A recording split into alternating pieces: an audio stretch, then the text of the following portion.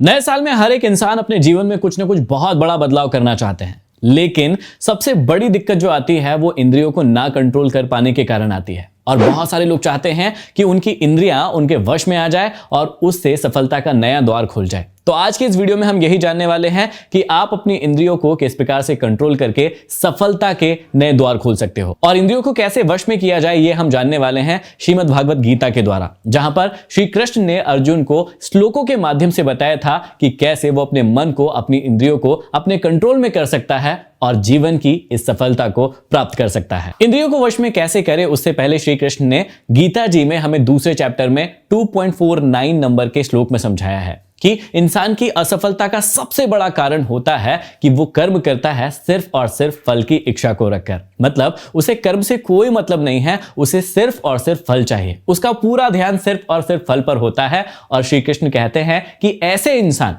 जिनका सिर्फ और सिर्फ ध्यान फल पर होता है, कर्मों पर नहीं होता है, ऐसे लोग हमेशा ही असफल हो जाते हैं। ऐसे लोग जिनका ध्यान सिर्फ और सिर्फ फल पर होता है, उन्हें हमेशा ही डर सताता है, उन्हें हमेशा ही ये लगता है कि मुझे चीज मिलेगी या नहीं मिलेगी, और इस चक्कर में जो असल काम उन्हें करना चाहिए वो करते ही नहीं है और उनके जीवन की जो नाव है उनके हाथ में कभी होती ही नहीं है और उस नाव को कोई और ही खेता रहता है और उसे उस जगह पर ले जाकर छोड़ता है जहां वो कभी जाना ही नहीं चाहता है। इसलिए सबसे पहले श्री कृष्ण हमें समझाते हैं कि याद रखिएगा, यदि आपको सफलता प्राप्त करनी है तो आपको फल की आसक्ति नहीं करना है, फल पर ध्यान नहीं लगाना है, वो तो सेकेंडरी है, वो तो आपको मिल ही जाएगा, लेकिन अपना पूरा ध्यान सिर्फ और सिर्फ लगाना है आपको अपने कर्मों पर। श्री कृष्ण दूसरे ही चैप्टर में 53 नंबर श्लोक में समझाते हैं कि जितने प्रकार के लोग होते हैं उतनी ही प्रकार की बातें होती है। अब होता यह है कि जब आप लोगों की बातें सुनते हैं तो आपकी बुद्धि स्थिर नहीं रह पाती है और आप लोगों के अनुसार अपने फैसलों को लेने लगते हैं। अब जिस भी व्यक्ति की बुद्धि स्थिर नहीं है वो अपने अनुसार फैसले नहीं ले पाता है, क्योंकि वो यही सोचते रहता है कि इस व्यक्ति ने सही कहा था या फिर इस व्यक्ति ने सही कहा था और उसके अनुसार फैसले लेने की कोशिश करता है और जब जीवन में कुछ भी गलत होता है तो उन पर फिर आरोप पैदा कर देता है। इसलिए श्री कृष्ण समझाते हैं कि सबसे पहले तो आपको अपनी बुद्धि को स्थिर करना होगा और तभी सही फैसले आप अपने जीवन में ले सकते हैं। अगले श्लोक में अर्जुन श्री कृष्ण से पूछते हैं कि प्रभु मुझे बताइए कि एक स्थिर बुद्धि वाला व्यक्ति कैसा होता है, उसकी क्या खूबियां होती है जो मैं भी अपने अंदर देख सकूं या फिर मैं भी अपने अंदर ला सकूं। तब श्री कृष्ण जवाब देते हैं कि ऐसा व्यक्ति जिसके साथ कुछ बुरा भी हो जाए तो भी उसके मन में दुख का भाव ना आए, ऐसा व्यक्ति जिसके साथ कुछ बहुत अच्छा हो जाए उसके बाद भी उसका मन स्थिर रहे, कोई कुछ उसे कह दे उसके बाद भी उसे गुस्सा ना आए, आक्रोश ना आए, वो किसी को मारने की या फिर धमकाने की ऐसी बातें ना करे, ऐसा व्यक्ति स्थिर बुद्धि वाला व्यक्ति कहलाता है। अच्छी खबर पर खुश हो जाना और बुरी खबर पर दुखी हो जाना ये तो हर एक मनुष्य करता है, लेकिन जो व्यक्ति इन दोनों ही स्थितियों में अपने आप को बैलेंस रखता है, समान रखता है, वही व्यक्ति स्थिर बुद्धि वाला व्यक्ति होता है। श्री कृष्ण आगे समझाते हैं कि कई बार व्यक्ति किसी चीज के मोह से दूर जाने के लिए उस चीज से दूर जाने की बहुत कोशिश करता है, कहता है कि अब से मैं ये काम नहीं करूंगा। जैसे मान लीजिए कि किसी व्यक्ति को शराब पीने की आदत लग गई है, सिगरेट पीने की आदत लग गई है या किसी के प्रेम के चक्कर में पड़ गया है, तो वो कहता है कि मैं इससे अब दूर रहूंगा, लेकिन बहुत कोशिश करने के बाद भी वो उससे दूर नहीं रह पाता है, वो वहीं वापस से जाता है और उसी काम को वापस से करने लगता है। मतलब उसके मन से उस चीज का मुंह हटता ही नहीं है। और दूसरे चैप्टर के 60वें श्लोक से ही श्री कृष्ण हमें समझाते हैं कि आप अपनी इंद्रियों को कैसे वश में कर सकते हैं। श्री कृष्ण यहां समझाते हैं कि जिस भी व्यक्ति की इंद्रियां अपने कंट्रोल में नहीं होती है, इंद्रियां उसके जीवन को, उसके शरीर को अपने कंट्रोल में ले लेती है और जैसा इंद्रियां चाहती है वैसा काम उस मनुष्य से करवाती जाती है और फिर मनुष्य इंद्रियों के चक्कर में फंस जाता है। अब याद रखिएगा कि जिस भी व्यक्ति की इंद्रियां उसके कंट्रोल में नहीं है, वो जो भी फैसले लेगा वो अपनी मर्जी से नहीं लेगा, वो जो भी फैसले लेगा वो उसकी इंद्रियों की मर्जी से लेगा। इंद्रियां जैसा चाहेगी उस व्यक्ति से वैसा ही काम करवाएगी। मान लीजिए कि उसे शराब पीने का मन कर रहा है, उसे सिगरेट पीने का मन कर रहा है, उसे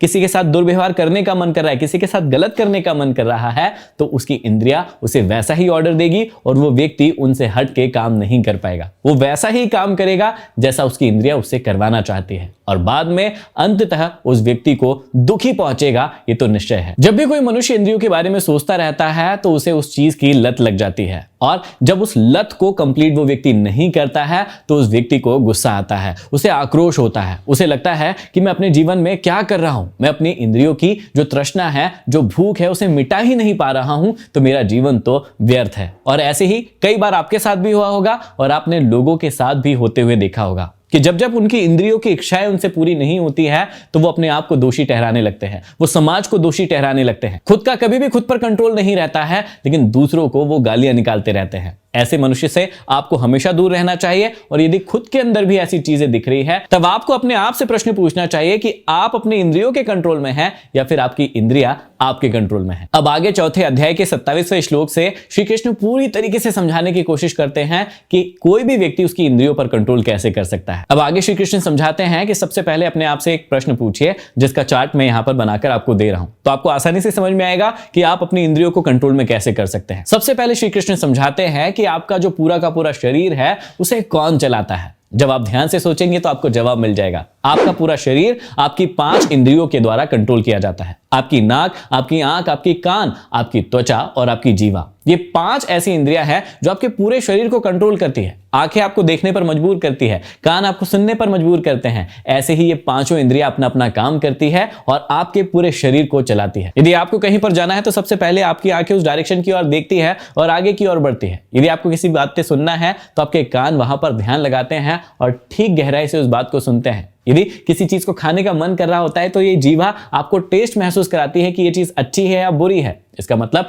सबसे पहला प्रश्न है कि ये आपका पूरा शरीर कौन चला रहा है, तो जवाब आता है ये 5 इंद्रियां हमारे पूरे शरीर को चला रहा है। अब अगला प्रश्न ये आता है कि आपके शरीर को तो आपकी इंद्रियां चलाती है, लेकिन यदि आपसे प्रश्न पूछा जाए और आप कमेंट बॉक्स में कमेंट करके बता पाए कि आपकी इंद्रियों को कौन चलाता है, ऐसी कौन सी चीजें हैं जो आपकी इंद्रियों को चला रही है, तो इसका जवाब श्री कृष्ण बहुत ही अच्छे से देते हैं कि आपके शरीर को तो आपकी इंद्रियां चलाती है, लेकिन आपकी इंद्रियों को आपका मन चलाता है। अब मन चलायमान होता है, उसके 2 रूप होते हैं, एक अच्छा मन और एक बुरा मन। अच्छा मन हमेशा आपको प्रोत्साहित करता है अच्छी अच्छी चीजें करने के लिए, और बुरा मन हमेशा आपको प्रोत्साहित करता है आपको बुरी चीजें करने के लिए। और सिगमंड फ्रॉइड नाम के एक साइकोलॉजिस्ट ने भी इसी बात को बहुत अच्छे से समझाया है सुपर ईगो और इड नाम की 2 चीजों को रखकर, कि सुपर ईगो आपको हमेशा ही अच्छे काम करने के लिए मजबूर करता है और इड आपको हमेशा ही बुरे काम करने के लिए मजबूर करता है, और इन दोनों की जंग होती है। जो भी व्यक्ति जीतता है, इंसान अपनी इंद्रियों से वैसा ही काम करवाता है। और कई बार जीवन में आपके साथ भी यही हुआ होगा।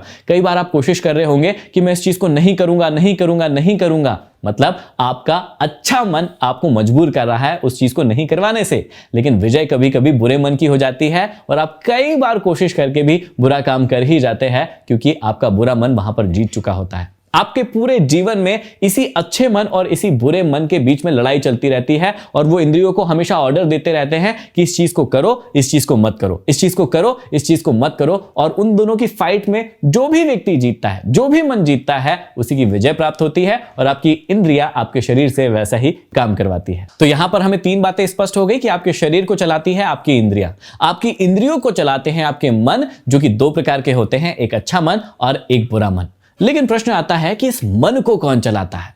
तब जवाब श्री कृष्ण खुद देते हैं कि इस मन को चलाती है हमारी बुद्धि। जैसी हमारी बुद्धि होगी वैसे ही हमारा मन होगा, और जैसा हमारा मन होगा वैसे इंद्रियां हमारे शरीर से काम करवाएगी। लेकिन अगला प्रश्न फिर से आ जाता है कि ये बुद्धि कौन चलाता है? और तब सबसे बड़ा उत्तर श्री कृष्ण हमें देते हैं, जो कि सबसे बड़ा उत्तर है, और उसी उत्तर को प्राप्त करने के लिए हर व्यक्ति श्रीमद् भागवत गीता को पढ़ता है। और यहां पर सबसे बड़े प्रश्न का उत्तर मिलता है कि हमारी बुद्धि को कौन चलाता है? तो श्री कृष्ण जवाब देते हैं कि वो ज्ञान है। वो ज्ञान है जो हमारी बुद्धि को कंट्रोल करता है। वो ज्ञान है जो हमारी बुद्धि को बताता है कि कौन सी चीज सही है, कौन सी चीज गलत है, और वही ज्ञान हमारी बुद्धि में आता है, और बुद्धि हमारे मन को कंट्रोल करती है अच्छे और बुरे ज्ञान से। और वही मन फिर इंद्रियों को ऑर्डर देता है कि तुम इस प्रकार के काम करो, और फिर शरीर वही काम करता है। तो यहां पर एक ग्राफ बना दिया है, उसमें आपको स्पष्ट समझ में आएगा कि सबसे पहले आपका शरीर होता है जिसको चलाती हैं आपकी इंद्रियां, आपकी इंद्रियों को चलाते हैं आपके 2 प्रकार के मन, आपके मन को चलाता है आपकी बुद्धि, और आपकी बुद्धि कहां से आती है? वो आती है आपके ज्ञान से। अब सबसे बड़ा प्रश्न आता है कि यह ज्ञान कहां से प्राप्त होता है? आप सभी जानते हैं कि पैदा होने के बाद से ही हर इंसान लग जाता है हमें ज्ञान देने में।